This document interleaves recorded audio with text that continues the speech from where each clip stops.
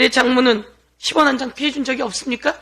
대통령께서 그때 말씀하신 한마디 한마디는 엄청난 반향을 일으켰고 그것은 지금 가짜뉴스가 되었습니다.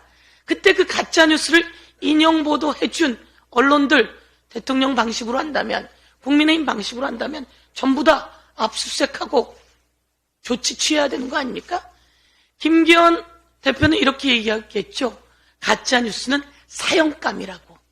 가짜뉴스를 자기는 마음대로 이야기하고 아주 중요한 대선 후보 시절에, 그리고 그것과 관련해서 그 당 국회의원들이 가짜뉴스를 그렇게 퍼뜨려 댔습니다. 그런데 이제 판결이 났으니 국민 앞에 사과하고 법적 책임도 져야 합니다. 미디어 오늘. 제가 팻말을 들었습니다. 윤 대통령이 대선 후보 시절에 이야기했습니다. 우리 장모는 상대방에게 50억 원 정도 사기를 당했다, 이렇게 이야기했습니다. 장모님이 사기당하셨는데 이번에 장모님이 대법에서 유죄 확정 판결을 받았네요. 그리고 국민의힘 의원들을 만난 자리에서는 이렇게 이야기했다는 거죠.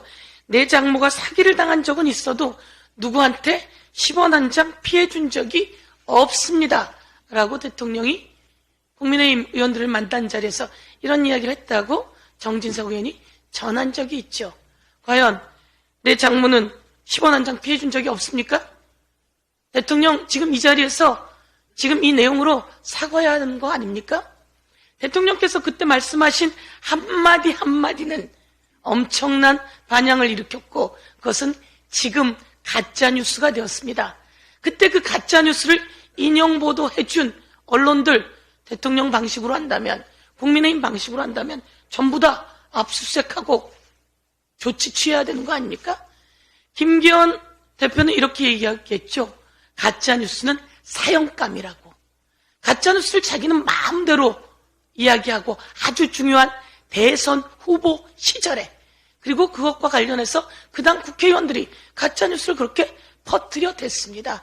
그런데 이제 판결이 났으니 국민 앞에 사과하고 법적 책임도 져야 합니다.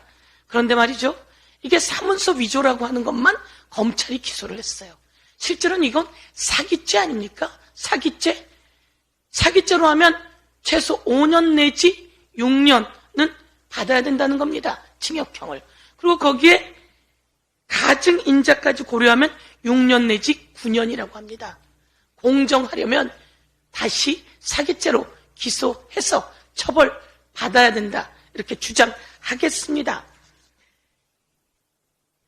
제가 과연 최은순 장모 관련해서는 KBS가 몇 번째 뉴스로 보도했을까요? 여러분, MBC는 탑뉴스로 보도했습니다. KBS는 몇 번째로 보도했을까요? 시어보니 17번째로 보도했더라고요.